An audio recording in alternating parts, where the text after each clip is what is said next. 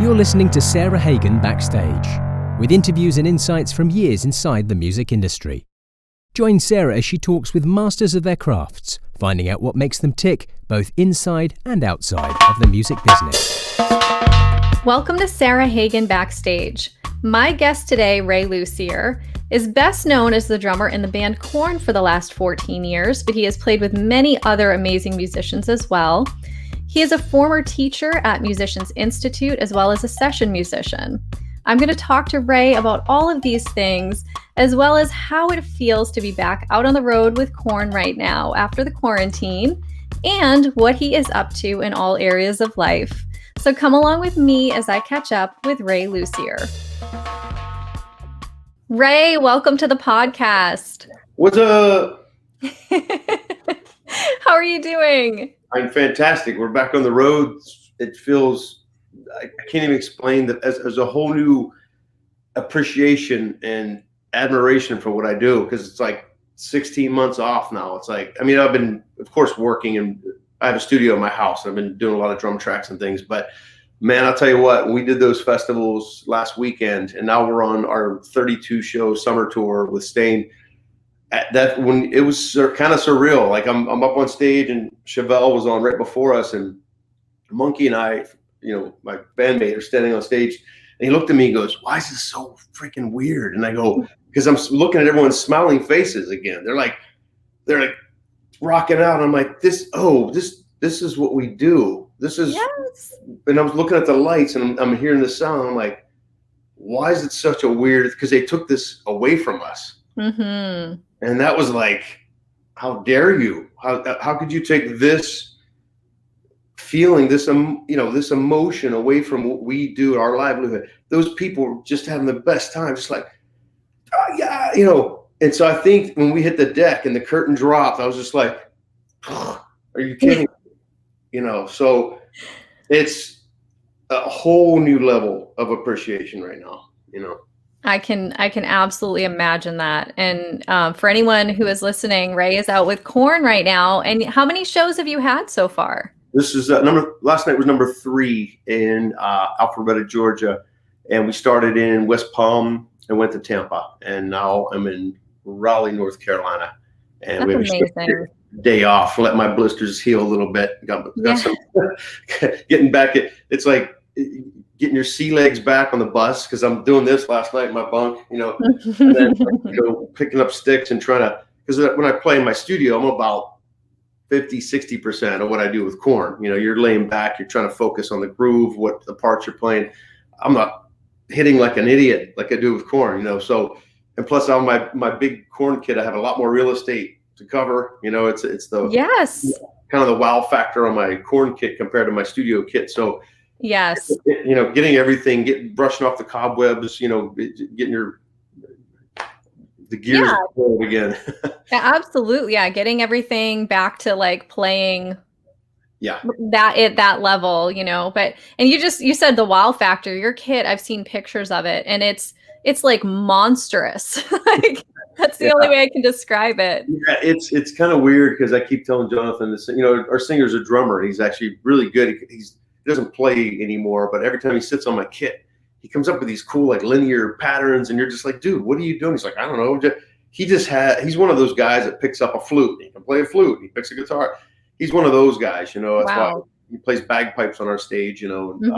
Big attraction for the show. But he sat on my kit when I first joined this band in 2007, and I had 2 up and 2 down. 2 floors, 2 racks, and few crashes. I have a China, like kind of my signature thing in the center. I got an ozone over my ride. I have the typical things, a splash over my hi-hat. And he's like, man, you need one of those like big gong drums. And I'm like, yeah, I've never used one of those before, but I'm all about it, I got a gong drum, He's like, hey man, did you ever see those like spiral cymbals? They're really cool. They have I go, yeah, I don't know if Sabian makes those. I'll call him up, and Sabian shipped me 2. Next thing you know, I got 2 spiral cymbals behind me.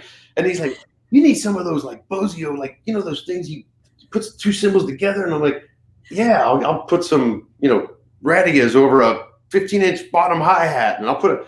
And next thing you know, I get a bell, and he's like, it just kept going. Blah, blah, blah. and I got this monstrous thing. I mean, I could literally play the Korn set on a Dave Grohl one up, one down kit easily. But it's now there's so many colors and nuances, and there's a lot of dynamics in Korn. It's not just a hard rock metal band. You know, people always say like you're new metal, you're this. I'm like, it's just Korn. You know, we have funky grooves. There's super heavy section. It's very intense. It's very emotional. So my kit complements, I think, the colors of the band. You know, so a lot of people are like, you're out of control. It's too much. And well, that's cool, but there's a lot of people in the audience that aren't drummers that are like, what's that? Yes. It's exciting. I love it. I think it just definitely fits with the show. You know, and the more colors, the better. I think it's great. If you're on stage playing at that level, you might as well have like, you know, this fantastic kit to play.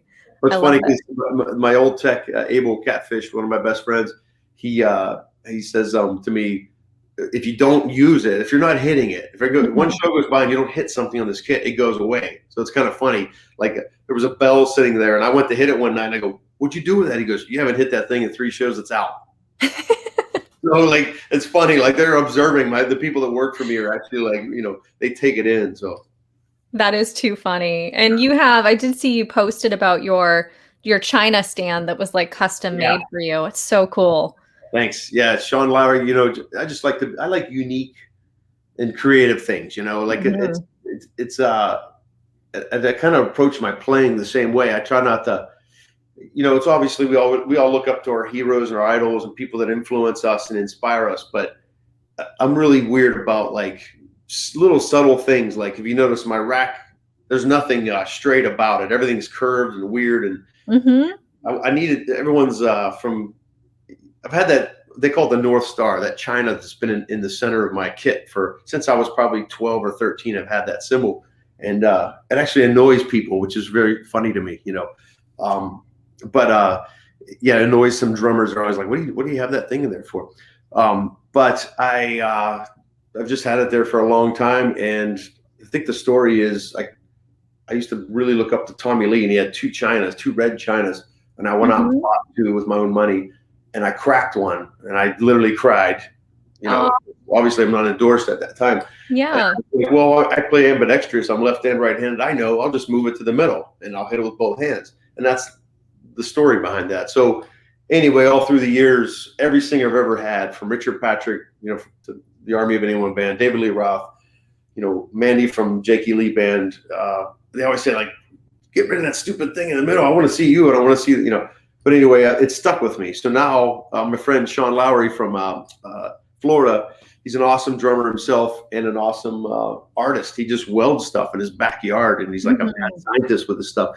And he said, approached him one day. I'm like, man, it'd be really cool, you know, to make something really special for the middle. And he come up with this crazy tree-looking thing, and we ended up. It's been painted white. It's been painted black. Now we have like a red things that looks like heart valves on it. It's just unique, you know, just to be a little bit weird. I like it. It's so great. And like you said, nothing's straight. You've got a lot of curved lines. It's very artistic. Yeah. You know, it's like you're playing a piece of art every night. So right. Yeah, it's great.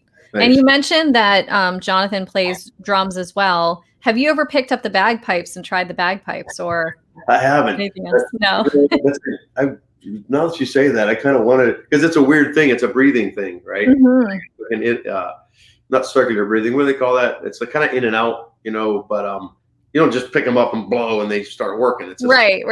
It's a technique to it, and Absolutely. I've never done that before. I'm gonna have to do that. It's been 14 years I've been in this band. I've never picked his bagpipes up. Right. Yeah, it seems fascinating to me. Like it's one of those instruments that's just so uncommon, you know, and especially in the kind of music that you guys play. But it's just such a feature of the music. And I know from shows that I've been to, when he comes out playing the bagpipes, it's such a huge moment for the audience. And and I love that you mentioned the looks on the audience faces for these few shows and how just excited they are to see you guys and to be at a show. I'm sure for a lot of them, it's their first show coming out of the pandemic and first time seeing live music, first time being with a bunch of other people who are enjoying the same thing. And That's just so exciting.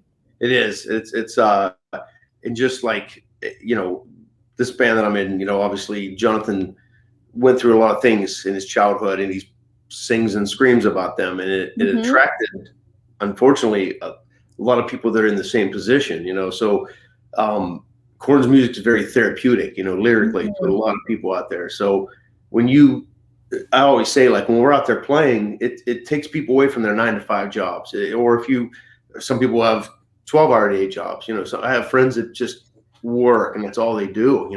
They work 50, 60-hour weeks some days and sometimes. And you need that show. You need that for an outlet. You need it to release. You need that, like, you can see it on their faces, just like, oh. Yes. Yeah. So that 90 minutes, or if you're Metallica, 3 hours, or what, we live for that. I'm a fan. I still I want to see a show, I want to go. Yeah. Just watching, Chevelle, and watching Stain the other day on stage, and the band 68 that's opening the whole night for us. They're amazing. There's these two guys. I don't know if you heard of 68, but they're just really fun, and they rock out together. It's a drummer and a guitar player, and they're like literally side by side in this giant stage. But there's a floor tom and a snare and a kick, and that's it. One cymbal and a set of hats, and it's a fun thing. And watching the people's face, because a lot of people haven't heard of them, but just watching the people see them going like, this is kind of cool. That whole thing again. When it got taken away from us, it was like, you never would think that. I always prepared for like gig loss. Like, I'm very realistic about my career. Like, I know that nothing lasts forever. I know that, when I got the Korn gig in 2007, I remember Fieldy, the bass player, saying, well, we got about another year left in us. And I'm like, hey, that's cool. I'm here. Let's do this. And every year we go by, there's more tour dates. There's another record. There's another record. And I'm like, hey, like 5 years ago, I go, you remember when you told me you had another year left? He goes, well, I don't have a crystal ball either. So, but you always prepare for gig loss, because, I've been through the ringer in Los Angeles.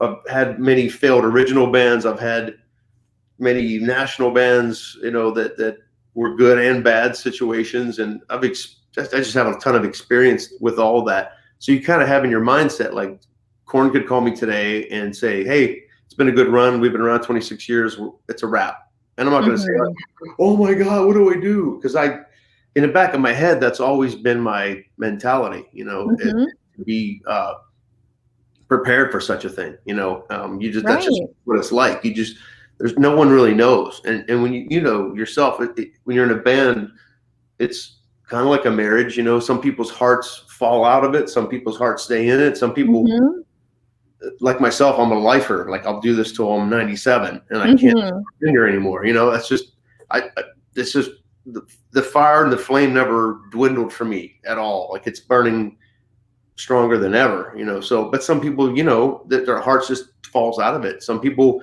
say, I'm going to go to law school.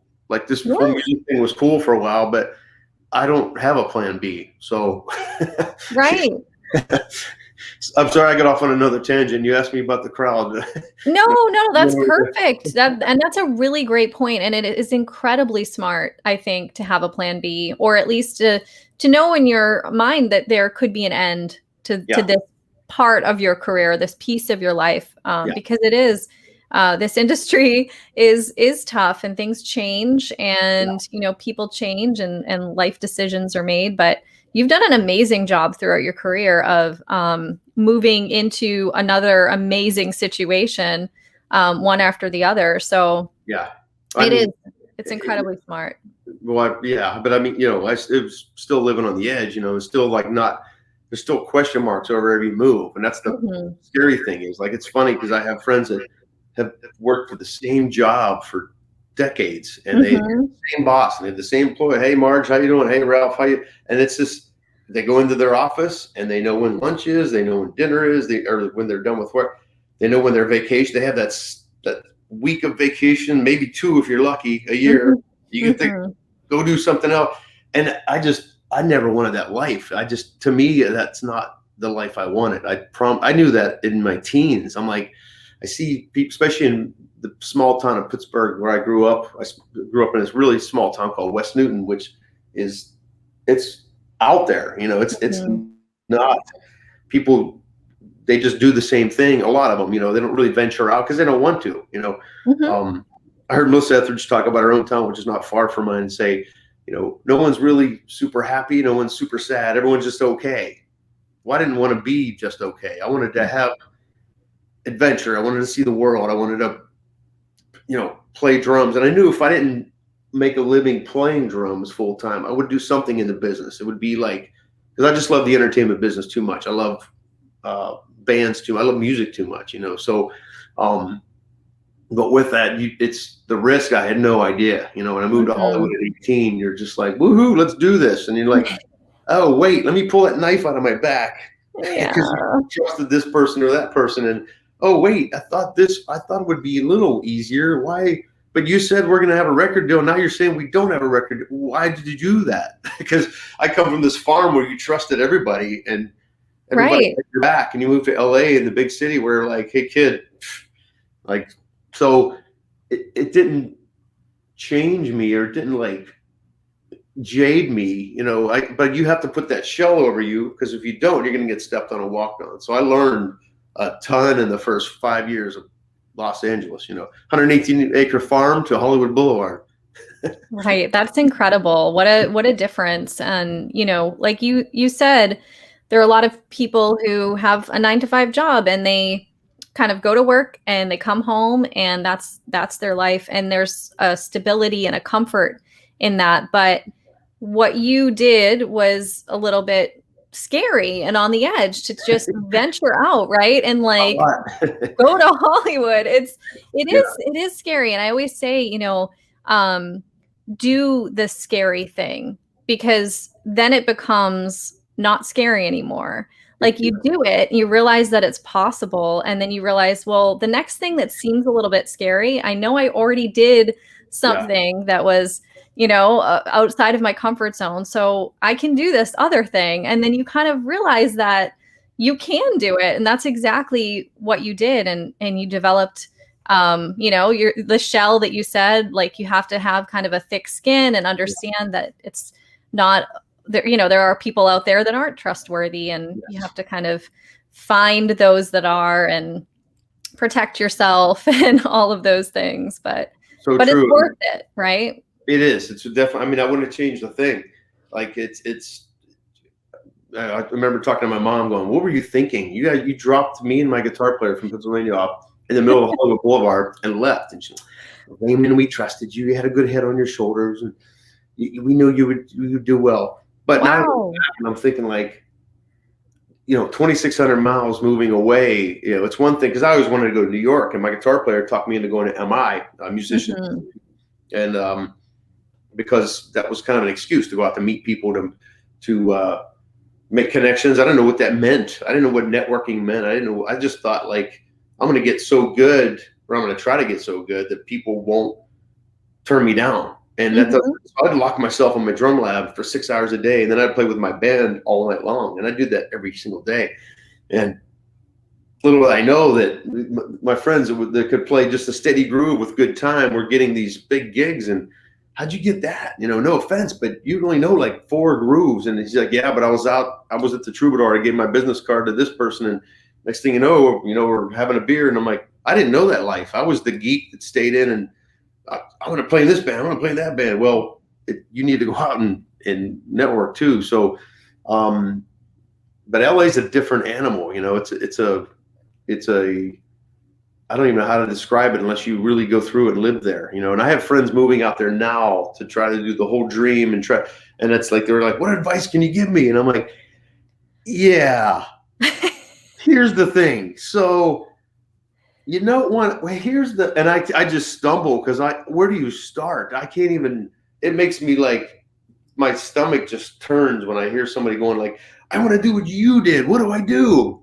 And I'm like, and I don't want to discourage them at all because I don't know I can't decide your destiny and your fate. I don't know what's the world's going to have. The world's really weird right now. I have no idea. It could blow up tomorrow. I have no idea. We could live it could go change for the better, and we all can be like, wow, I remember that one time in 20 and 21. Yeah. But the state of the music business is so weird now with all the streaming and all it's a totally different avenue. You know, when I moved to Hollywood in '88, it was like people were actually still buying rock records and still supporting the artists a lot, you know, and the live entertainment in the last few years is the only thing we had, you know, to rely on, and merchandising and all that. And then they took that away from us. So we're like, you know, so yeah, it's also up and coming now. It really takes me a lot to really not discourage them, because I want to encourage. I want to. They're the next generation, you know. Right. There's little kids on YouTube that there's a freaking 6-year-old that played a Korn song the other day. My mouth was like, "Are you kidding me?" He's 6. I have a 6 and a 10-year-old, and they're very talented and gifted, but that's next level. And he's writing me, he's DMing me on Instagram. So I'm like, dude, I would never even let my son. Not saying that's bad that he DM me, but you know, his dad was supervising. Obviously, his dad chimed in, but my point is, they're the next generation. They're the next, you know, when I see this talent online on the internet and YouTube, I'm just like, it's mind blowing, the TikTok things so you want to encourage people to go out there, but you also want to be real with them and say, hey, look, it ain't what you think. And it's not as easy as you think. It's like, there's no guarantee. You know, I used to think all my friends that had the 9-to-5 jobs, which I totally respect, were like, you know, I'm like, I envy you because you have such security. You have such, you know, you're making X amount of dollars. You know, you know when Christmas break is. You know what? There is no Tuesdays or Saturdays in rock and roll, or at least what I do. It is what it is. I mean, of course, for my kids, I fall into a schedule when I'm home with them. But where was I going with this? Oh, so like, you know, the security thing, like. I used to think like, God, they're so secure, and then someone would get the rug pulled out from them. Like after all these promises they had, they got canned from their job, or they're ready for that next position movement. And like, how could they do this? Well, they got some younger, or they got somebody to take a lot less money. So it does happen. It happen in all professions, not just mine. Right. You know, people are always like, how are you living like that? It's so unsecure. Like, you got kids, dude. What are you thinking? You know, life is unsecure, right? I mean, there's no guarantee. No. And as stable as you think things are, you're right. At any moment there could be a change. So I think you're right. You know, you're living the best life that fits you. And when you're giving advice to those young musicians about going out to Hollywood and everything, I mean, the thing about your experience is good or bad, it kind of like shaped your future. You know, it was part of your history. It was a step in your history. And I think, you know, everyone kind of learns differently or has different experiences, but, you know, it's good for you to encourage that next generation for sure, even though things are a lot different. And there are, like you mentioned, the 6-year-old, there are kids who are not only incredibly talented, but also like great at networking and understand social media and like reach out to you all the time. And it's amazing. It's so different these days. Cause like I was talking to my buddy the other day about the whole rock star thing. He's like, what rock stars are left? Think about it. He goes, anyone can be a rock star now online, or you're a TikTok star. I got 5 million followers, and I got, you know, it's weird. Like when you think about it, I'm old school. I'm 51 now. So like when I grew up in the 70s, 80s, 90s, and you're like, these are the new rock stars now. It's not like, you know, there used to be a thing where you used to build and you used to get in a band and you got press and people got to know you through your music, your records. And now it's like, it's a weird thing to me, you know, and I'm embracing it. I don't shun it at all. I definitely am one of those, I got to stay with it. I don't dare say like, back in my day, I'm not one of those guys, you know, because you have to stay with it or you'll wither away, you know. Right. But you know what I'm saying? Like it's not like the whole David Lee Roth thing and the Jonathan Davises and all the rock stars, you know. It's a different thing now in music. Like you see these big famous bands and they're popular in that, but I don't know, the whole term rock star to me kind of is going away because you can be a star or you're a freaking internet star. So Yeah, the traditional like thought of a rock star, I think, isn't it's not as common to Yeah, find a rock star right, anymore, like we think of rock stars. But right. yeah, I mean things are definitely changing, and it's amazing just from like a drummer's perspective how kids are learning now through YouTube videos and online lessons and all of that. And I joke about how like back in the day it was VHS recordings, like if you could get them, and then Yeah, you'd have to just rewind and press play and then rewind.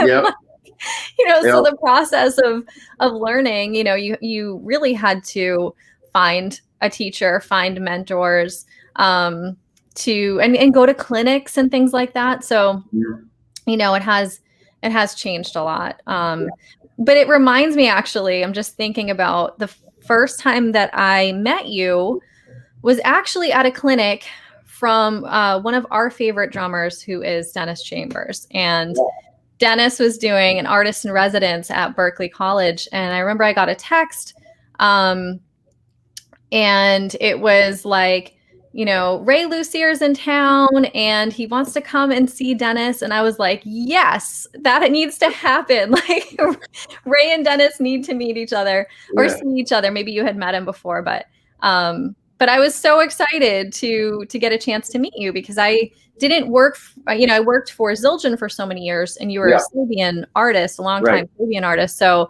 we just never crossed paths, and it was exciting to get a chance to meet you and introduce you to Dennis too.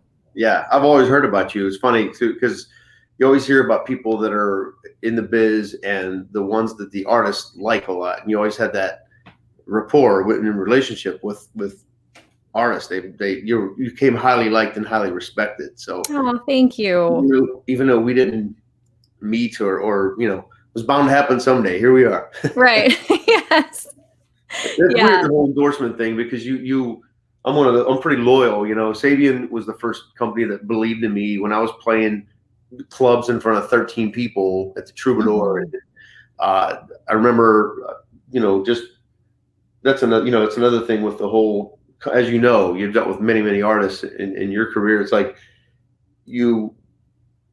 there's a loyalty and there's a relationship and a camaraderie, everything that goes with it. You don't just like, oh, I'm in a famous band, give me stuff. It's not that way. Right. It's like you got to build that rapport. And Sabian's like the first company in '93. The old rep Bobby Boos, who's still a buddy of Mhm.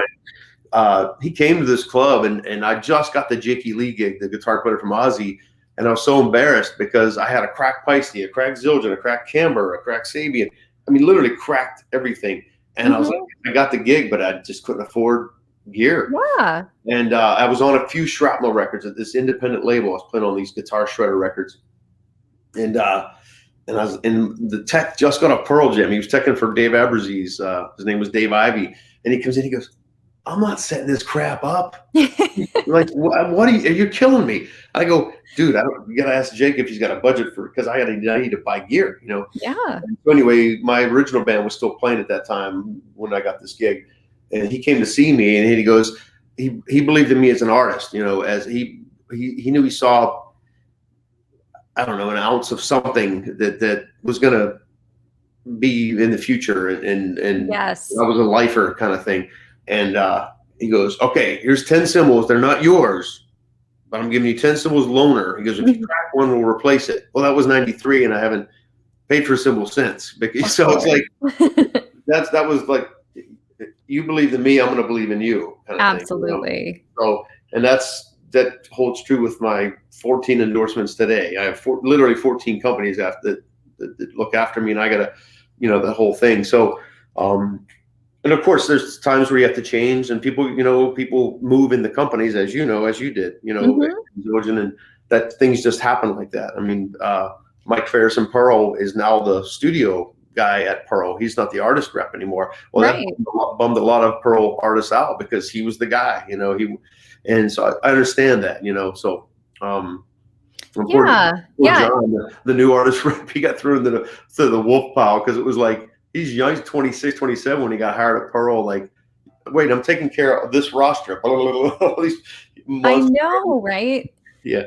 It's a lot for sure. And I know, for me being on the other side of it as a representative of a company, I always, always was, the company representative, but on the other side of it, I'm a fan of drumming and drummers and music and all of that. So it was always a situation where I enjoyed making connections to anyone in the industry, just because, this industry is full of really amazing people. Drummers are like the best group of people. I say it all the time, but I truly believe it.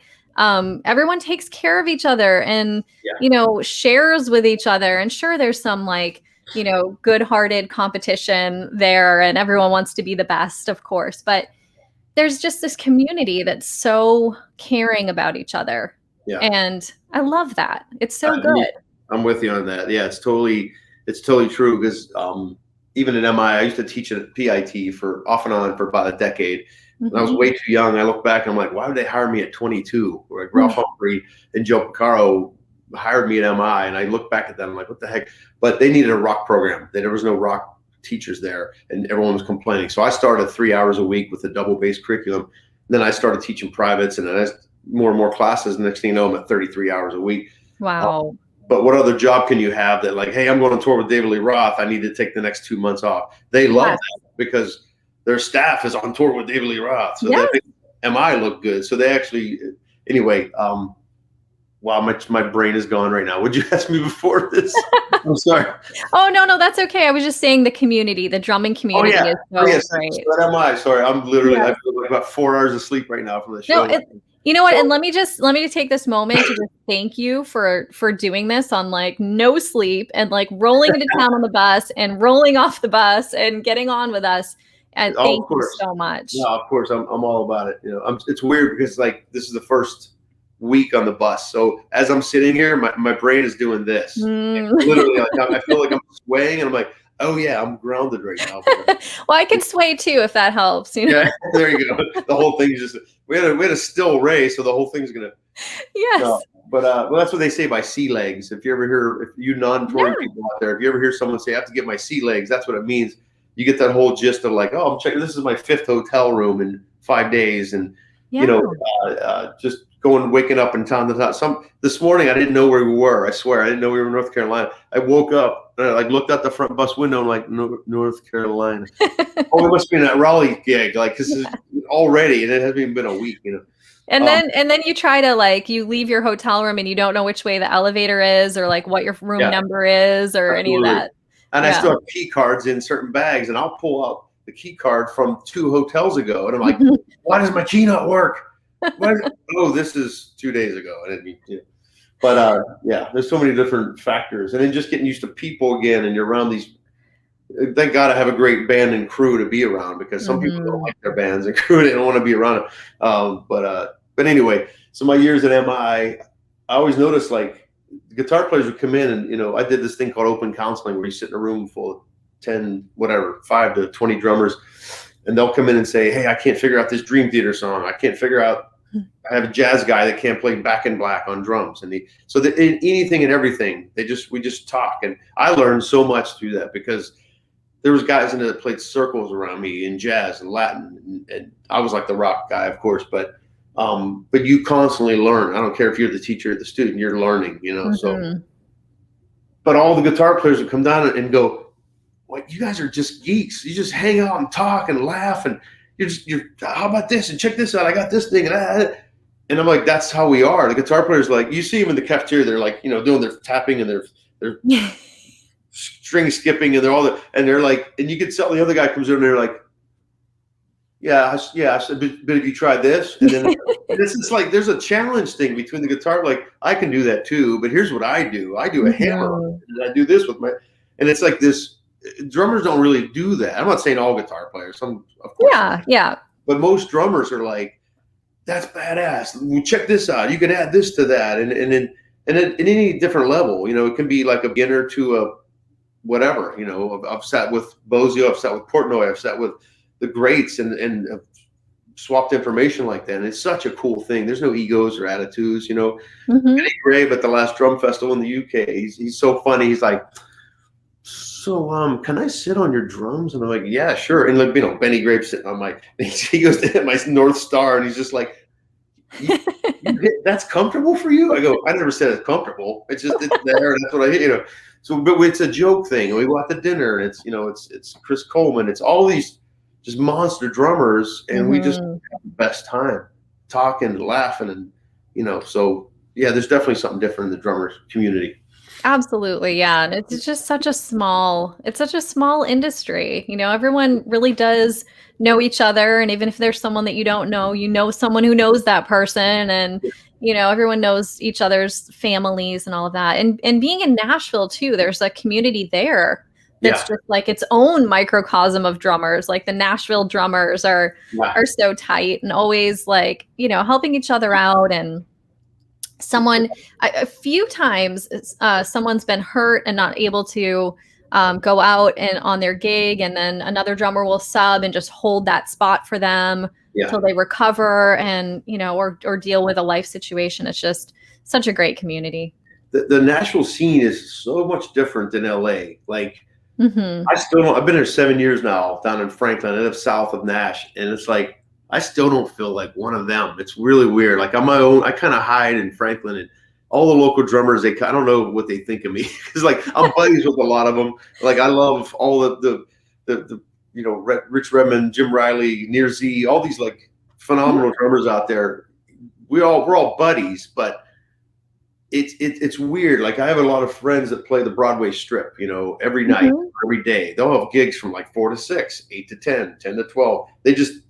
But the thing about them is, what's different than the LA scene, they can, like you said, they can sub out very easily. They can easily sub out, and it's not that they don't have their own identity. I'm not trying to downplay any of them, because I respect all of them. But in LA, when you get hired for something, you got hired because you had a thing that you did.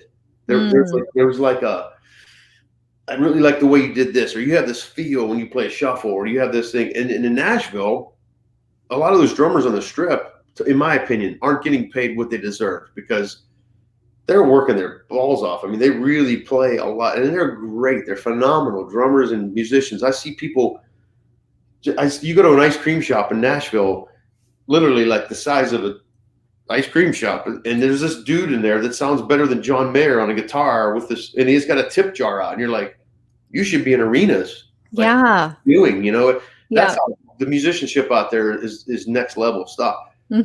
My only argument is they're not getting paid enough. Like on those Strip, I have a couple students that I have on that working actively, and they're really great, waiting kind of for a break for a big band.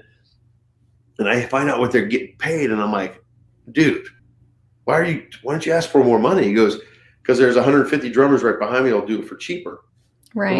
Like, yeah, but right. Yeah, that's tough. I don't get that. I mean, I heard through the grapevine that lately they've been throwing a little bit more love, and I like hearing that, That's but great. I don't like someone set the standard out there, like you're going to make this much and that's going to be it, and you better hope the people tip because you split the tips. What? You're phenomenal musicians. Get what you deserve, get paid. That's why I'm always telling people, don't be afraid. Like when you get called for an audition, or you get that gig, when you're negotiating, don't be afraid to get what you're worth, or what you think you're, sometimes you don't know what you're worth. You can't toot your own horn and say, oh, I'm Joe this and I deserve, because that could say, well, there's other drummers that we can get for cheaper too. But also don't take nothing, you know what I'm saying? Like, yeah. So the Nashville scene, like it's interesting to me, like a lot of those guys, they don't play on their own records in their respective artists. Like I remember, I'm not going to bring up names, but I remember complimenting someone heavily because I heard this new song, the country song on the radio. I was like, and I ran into this guy in Whole Foods, and I'm like, dude, I heard your track, and oh my God, he goes, yeah, aren't the drums phenomenal?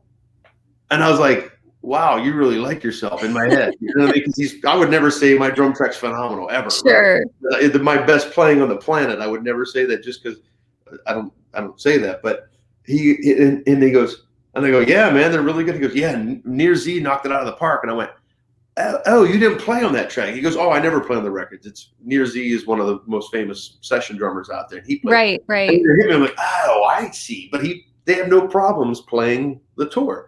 Like he told me, hey, Ray, we're going to have so-and-so play on the new Korn record, but don't worry, you're going to play live. I'd be like, there's no way would I, I can't. And I understand there's certain situations where there are studio guys that's their thing, and the producers and the artists feel more comfortable with that.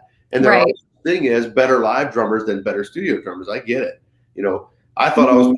Joe session guy in LA for a while because I was playing on jingles, I was playing on commercials, movie soundtracks, whoever's record, and I thought I was getting in that scene. And it kind of was my bag for a bit, but in the late '90s, beginning of the O's. But I kind of found out that I love touring and I love being in a band. I love making a record, and I love seeing the band grow on the next record. Oh, what can we do on this one we didn't do on the last one? I love that. I get off on that feeling of like we're recording new Korn music now, and I love that challenge of like, we did this, but now we're going to go this route, and that is heaven to me, because recordings, in my opinion, they or my eyes, they last us all. We're all off this planet. Right. The music's going to live on, and of course there'll be live YouTube stuff that you'll see, but studio drumming is a whole different level. So there's cats out there that are just brilliant at it. Near Z is one of them, man. Yeah. Good in the studio. Jeez, oaks. It is amazing. I know there are we could list the fantastic studio drummers that are on like hundreds and hundreds of recordings, or thousands even. It's pretty incredible. And you're right, Nashville does have that that scene as well, like the real session drummer scene. And you actually do recording from your home studio too as well, right? I do. I remember recently we were talking, maybe earlier this year, and you had done a country album, right? And I was like, this is so cool. And I'll have to listen to it because, and coming from like all those sessions that you did, but I was just like, this is cool. Like Ray playing country music. I like it. Well, I try to keep obviously and I taught that at school, like, never be limited to one thing, because everything broadens everything else. Like, absolutely. If you can't stand jazz, listen to jazz. You're going to find something in there that enhances or inspires you in your thrash metal or your polka band. I don't care what you play with. You're going to find something in that mix that makes you go like, God, I don't really get this, but that's kind of cool. What are they doing right there? The bass player that's filling in for us right now, Rod Diaz, he's from Suicidal Tendencies, that band. And he had jazz on in the dressing room yesterday all day long. Every time I come in, I'm like, dude, it's like 3 hours now. I love jazz, but I don't know if I can hang with how much more of this. And he's like, but listen to this guy. I mean, it's so awesome to, hear that even in the dressing room. So I always say, like, broaden your horizons, listen to different stuff, So yes.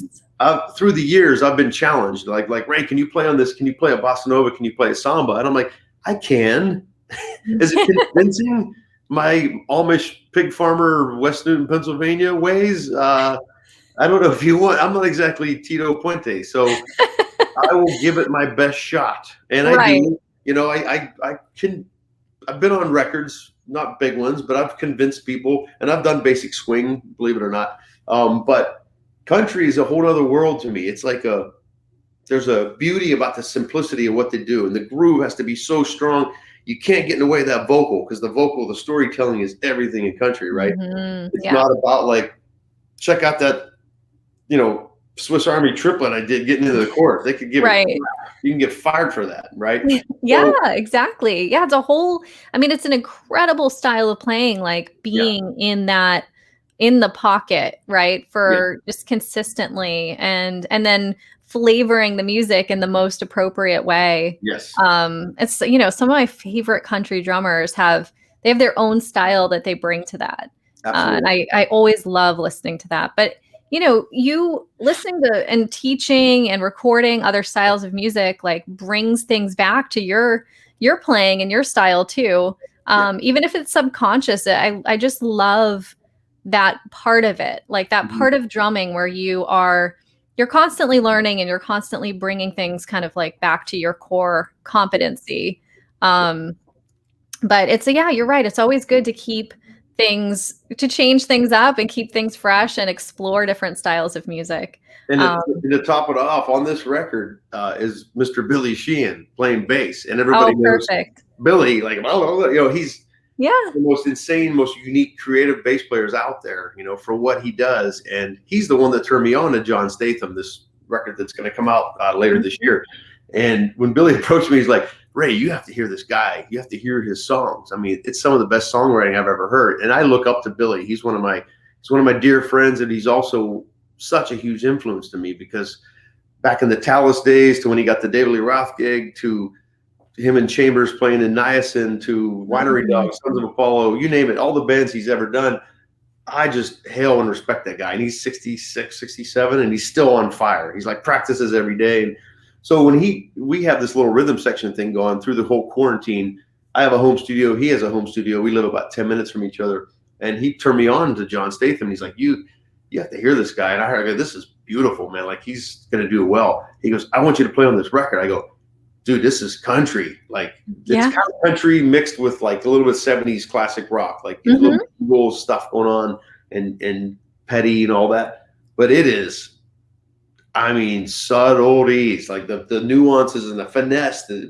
I haven't played like this in so many years, and it really challenged me. So I'm quite proud of it, because I listened to the mixes the other day, and I'm like, that's me? Like, wow. And that's Billy Sheehan, because Billy went to it almost sounds like he's playing an upright bass. It's beautiful. The bass sound. Yeah, it's totally different. So when you see the credits and you see Ray Luzier and Billy Sheehan, you'll be like, huh? Because you expect like a Eat 'em and Smile record or right by solo thing or something.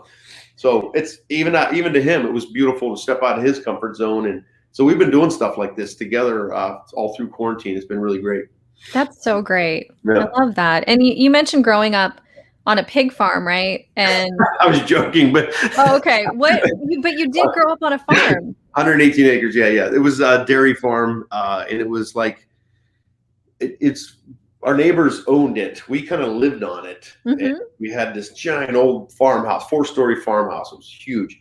Wow. And that's all I knew for 18 years was all that property. We had a mile dirt road, and at the end of that dirt road was the main road, which was one lane up, one lane down, and it went to West Newton, which is a super small town. It's full of awesome people, and that's all you knew. And that's why I said, like, I moved. No one really understands farm life unless you live it. It's people don't get it. City people will never understand what farmers do or what. And I got out of a lot of work because of my allergies. I'll be honest. I wasn't Mr. like Joe Farmer, but right. People, you would bale a field of hay, get a shower, and then go to school. Right. I mean, and did that kind of stuff and you'd see your friends yawning and they're like, oh, I didn't sleep last. I'm like, sleep? I've been up since, whatever doing. And like I said, I didn't do much of that because I did help out on the farm, but I was so engulfed in baseball and music and go-karts and motorcycles that I didn't do much of that. My sister owns a 337 animal zoo in Smithton, PA. So if you're ever in Smithton, PA, go look for Critter Country Animal Farm. It's amazing. Oh my gosh. She's got tigers. She's got coatamundis, lemurs, camels. I mean, it's exotic animals. It's not like that versus cows, pigs kind of thing, So she remained a farmer, obviously, and took it to extreme level. Took it to the next level. Yeah. Yeah. That's amazing. Yeah. Different upbringing for sure. It's like, the city, it makes you, when you're in downtown Manhattan or you're walking around LA, you're like, this is definitely not, I think that's why I moved to Franklin, Tennessee, because we have 11 acres now. It's kind of a mixture between what I grew up on and the concrete jungle of LA, Right. It's closer to what's a comfortable environment, I'm sure, for the downtime that you do have. And the kids, I want to raise the kids in LA, I want them to have a little branch out room. So I get that. Absolutely. Do you have animals or pets or any of that? Not, we have 2 cats and a dog, but there you go. No farm animals. No. And my wife is pushing for like, let's get some goats.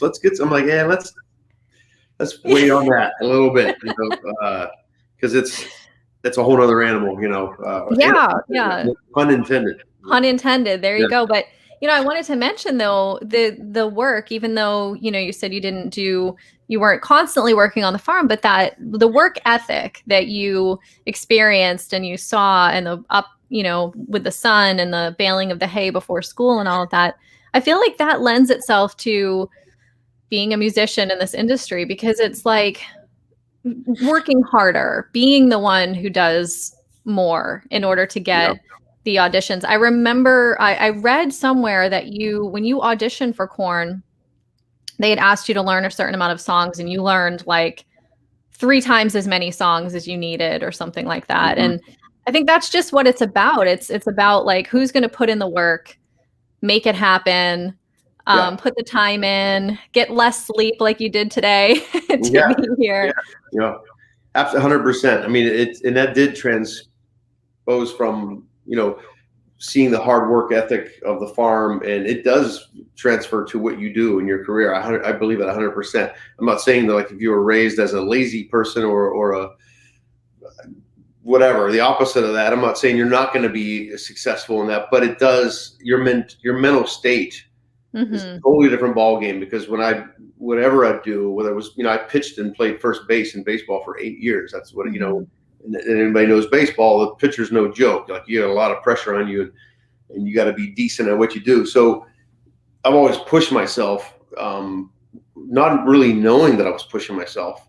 You know what I'm saying? Like, like that's just what you did. Yeah. You just went the extra mile. Like, my mom always taught me, like, you're not going to be late. You're going to, whatever homework assignments I had, I did them as well as I could, or I went overboard on stuff, or, I remember don't get me wrong, I wasn't Mr. Joe A+ student. I was until rock and roll kicked into about 10th grade. But I remember turning an assignment, and my teacher actually wrote on the paper, very equivalent to college papers, like my assignment I turned in. That was like 10th grade. So you see that kind of stuff, and my mom was like, my Raymond's going to be this and whatever.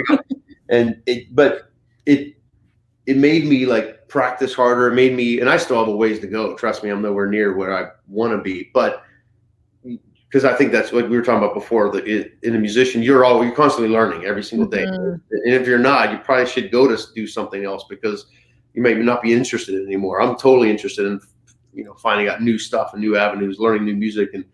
But yeah, that work ethic definitely kicks in. And I always tell people, my clinics and drummers, like, advice, are like, well, why did you get the gig and those other 500 drummers didn't? I'm like, well, there's certain things. It could be the look. It could be the second you walk through that door, they could look at you and go, nope. That's happened to me.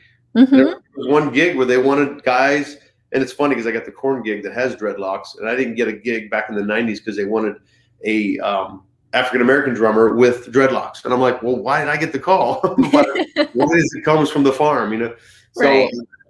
But there's a thing, like, if you have the chance, like when, for example, with Jakey Lee, he's one of my favorite guitar players on the planet. Of course, I was a huge Ozzy freak, and I was a huge Badlands freak, his other band. And so when I got the call for Jake, they gave us the 3-song demo, which was on cassette, by the way. So how fun that was. And they said, learn this. Just all the drummers are going to do these 3 songs, nothing else. And I'm like, okay, cool. So I learned these 3 songs, and of course I knew every Ozzy song already. But I really dug into the Badlands catalogs, and I went both of those records, and I learned every note of every song. And I was number 48, I think, that day, and they were just like, like, they were on their amps, like, okay, what's your name? And I go, I'm Ray, and because we're playing on the same kit. Same 3 songs. What are you going to do? So right. We walk in, and they're like, oh, which one do you want to start with? And I'm like, I'd love to play Soul Stealer. And they're like, yeah, that's from Badlands. Let's play one of the songs on the audition. And I'm like, yeah. I go, yes, I love that song. I love High Wire too. And I just kind of, like, just adjusting my drums as I'm talking to him. And the bass player started playing High Wire, and Jake kind of stood up off his thing. He said, it's wrong. It's here and here. Next thing you know, there's a whole other energy in the room. Yes. Because it wasn't, I was kind of taking a chance I wasn't pushing them, or kind of testing them to see if they'd play that. And next thing you know, we're rocking Soul Stealer in that audition in full volume, and they were, like, all into it because, God, we were playing these songs all day. And so we got done with 2 Badlands songs, and then we played 2 of the songs on the demo. And they said, what are you doing tomorrow? I said, coming back here. And they weeded it down from 10 drummers to 5 to 3 to me. So it was like, and that's happened many times, so the Korn thing, the same thing. They said, here, learn these 6 songs, their biggest hits. And I did, but I also went back and said, I'm going to play as many songs as I can. I'm a huge Terry Bozzio fan. He played on the last record, Untitled, before I got the gig. Mm-hmm. So of course I learned every single song off that. Brooks Wackerman played on there as well. And Jonathan actually played on one song, but I learned as much as I could, you know, and I came in with a list of 33 songs written on a piece of paper. And Monkey comes up to me and goes, what do you know? And I went, he goes, you know all those? I go, kinda. Like I could probably get through. And that's what happened, you know. So I played my tunes and they said, welcome to the band. We'll see you in Dublin. I'm like, huh? That's so great. The bass player said, we got a year left in us. This is year 14. Yeah. And there's no stopping in sight. So yeah. 14. Very grateful and thankful to still have the gig, for sure. It's amazing. It's so amazing. And it's like such a great fit for you. Like, I feel like, you know, it just, you fit in there so well. Well, I appreciate you saying that, but a lot of people, when I got you, as you know, no one likes to see someone replace their favorite member in a band. Sure. You know? They don't want to, you know, people really knocked on me for many years because they'd have pictures of the last drummer, David, on their backs, or like literally tattoos. Because they're lifers. I mean, they're Korn fans. It's not like, oh, I kind of like that band. They're like, no, we're going to every show. We're taking a week off of work and we're going to follow the bus around. They're in it. Mm-hmm. And I'd go to these meet and greets when I first got sworn in 2009, and they're like, who are you? Yeah. Like, yeah, I'll be playing drums later you'll see me up there, I guess. And nice to meet you. And then certain people would just completely blow me off 100%. Jonathan, you saved my life. Monkey, I love you. Fieldy. And look at me and go, and I can't believe it. And I mean, literally just, I didn't exist to them. That is so hard. Heavy. I've talked to other drummers about the same exact thing, replacing someone in the band. Craig Blundell was talking about that, replacing, coming into a band after someone like Gavin Harrison or Marco Miniman. Someone who like the fans are rabid about, or, you know, if a band is made up and there's this member that they feel like completes the band, it's hard, right? Yeah. But like over time, has that improved? Okay. It has. I mean, like this guy this is 2015, maybe 2016. He comes up to me in Louisville, Kentucky, and he's like, hey man, I won't say exactly what he said because there's a lot of profanity, but he goes, I freaking hated you so bad. And I'm like, why would you hate me? What'd I do to you? I didn't do anything to you. And he's like, no, it took me 7 shows. I've seen you 7 times now, but right here, man. And he turns around, he lifts his shirt up, and my face was this big on his back. And my gosh. I was like, that's me on your back, and you hated me, but apparently you love me now. And that's a prime example of like someone that was a lifer of the 5 original core members.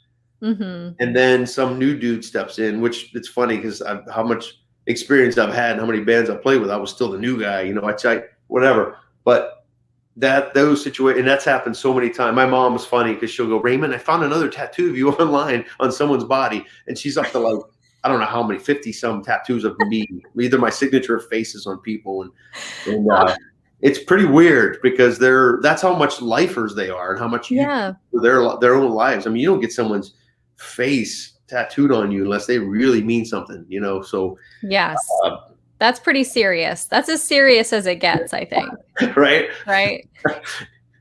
Yeah. That's so great. Well, I'm glad that's the case. And I just picture your mom with like a scrapbook of pictures of like Raymond tattoos and signatures and all of that. She's very proud. That's so sweet. Yeah, absolutely. I mean, well, dropping you off in Hollywood and, you know, just having that confidence in you, that's pretty amazing. And it is. You know. Yeah. I mean, that's insane. When I think back, and like, especially Hollywood Boulevard at that time there was a lot of drugs on the street. There was a lot of homeless people. There was a lot of, I mean, I didn't have experience with any of that. I didn't know what an apartment was. I didn't know that an apartment had someone above, below, and on side of you. I was like, and then some stripper would get off work and she knew I left my door open because I was so naive and gullible. the first 6 months, my roommate's like, dude, lock the freaking door. I'm like, we never lock our doors in where I'm from. He goes, you're in Hollywood, California. You freaking.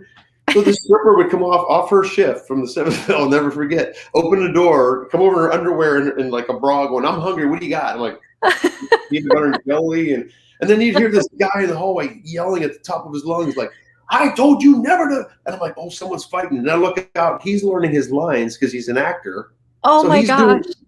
So I'm like, got a stripper and an actor. And I don't know. I mean, it was like, you talk about slap upside the head of reality of like just weirdness. So, yeah. Yeah. Right from the farm into, the chaos of Hollywood. That's pretty amazing. Yeah.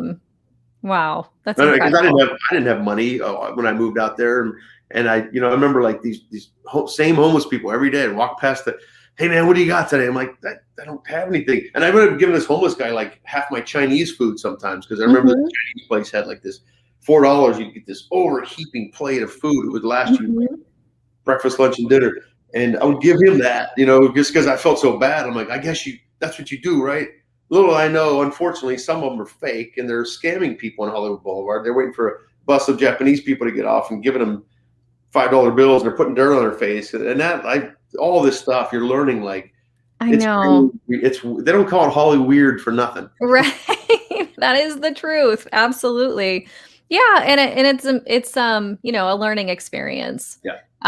Going through all of that and, and look where you've come, you're on the road, like you were saying earlier before we started recording, to be back on the road and to be doing what you love and, playing shows. It's pretty amazing. Just so blessed after many years of like not knowing and uncertainty, and the quarantine was just like, and then unfortunately bands are going home now because people are getting sick again, which is, like I was telling you before, we closed all backstage. We're all masked up out there. We want to stay out here and work. We want to entertain. We want people to come to shows. And so we're really trying to do all we can to keep it going, I never, if you'd have told me 20 years ago that you'd still be doing this at 51, I would probably I don't know if I'm doing this level. I might be doing something in the business, but so I feel very, I always tell people, stay humble because you never know what tomorrow's going to bring. Someone calls me tonight and says, hey man, it's been a good run. We're done. I can't cry about it. I got to move on to the next thing I got to do, or whatever. But, never change. Like, I guess what I'm trying to say is never change who you are as a person. I've seen people come out to New York or a big city or Hollywood or something and full blown, like they're super cool to you. And then you see them a year later, like, hey, what's up, man? And they kind of, and you're like, whoa, you're not that. Oh, Hollywood got you. Oh no, they did it. They got you. Don't change. It's a bunch of crap. You know what I'm saying? Absolutely. I agree with that. It's the most important thing is who you are. It's really all you have at the end of the day, because like you just said, changes happen, career change happens. And as long as you keep your integrity and you keep your, the core of who you are and what you're about, be true to yourself. I think that's what gets you to the next thing. So, so I know I have full faith that whatever happens in your future, you'll keep going and you'll be successful. And so, so we should look for you out on the road. You guys have 6 more weeks, right, of tour? Yeah, you can go to kornofficial.com and all the dates are on there. And we're having a blast. Like we sold out Tampa the other day, 14,000, just to see 14,000 people gathering like that with the smiles on their faces, rocking out. And like, we have an amazing new light show. We have we're the only band right now on the road, we just found out, that has these new lights. They're kind of like these laser Parcam things that they do. I mean, the technology is getting so nutty now. Like they do all these weird projections and flutters. And I saw a YouTube thing the other day of us, and I'm like, whoa, because I'm, I got the best seat in the house of the crowd in my band, being dead center and up on a riser, but I never saw the show yet from the front. I was just like, okay, this is some next level light stuff, which is cool. So that's exciting. I love when we always bring in new stuff or introducing new stuff to our show. But we're out till Louder Than Life Festival in Louisville, Kentucky right now is our last show on September 23rd. So if check out the cities near you guys and come out and see it. It's a really fun show. Stained is supporting right now, and they're really great. They have so many hit songs. Wow, I keep forgetting how many songs they have. Every time they bust into one, I'm like, oh yeah, this. Oh, that song. Wait a minute. Yeah, that's right. 68, they're fun. There's these two guys that get together and play, and then Fire from the Gods is coming out in the second half of the tour. So it's great. We also have Korn Coffee. I want to plug that real quick. Yes. We got together with our buddy Jeremy Guersey, partner with us. He used to be Tom Cruise's personal barista for over a decade, and he was Cameron Diaz's assistant on the sets. So that's how good he is. How do you get that gig, making smoothies and coffees for movie stars? Right. And so we partnered with him. We have it's on kornwebstore.com. You can get that. We have Dark Roast, and we have a new roast called Wired after our record, The Nothing. The dude is in Wires, and it's really good. It's not like, we're so used to the Starbucks, like the kind of bitter strongness. This is like a smooth strong that's like very artistically crafted. This guy is really like a mad scientist about the coffee beans. He's like, well, we do this when we blend this with this, and I'm like, dude, you're blowing my mind right now. So it took us many months. We kept flying to Vegas and back to make the best formula we could, but we come up with it. So check that out when you guys can. Absolutely. I'll put a link to that in the description too. Cool. For sure. And I can't wait to see you. Hopefully I'll see you when you come through Boston, and you're very invited, and I hope you come to the show.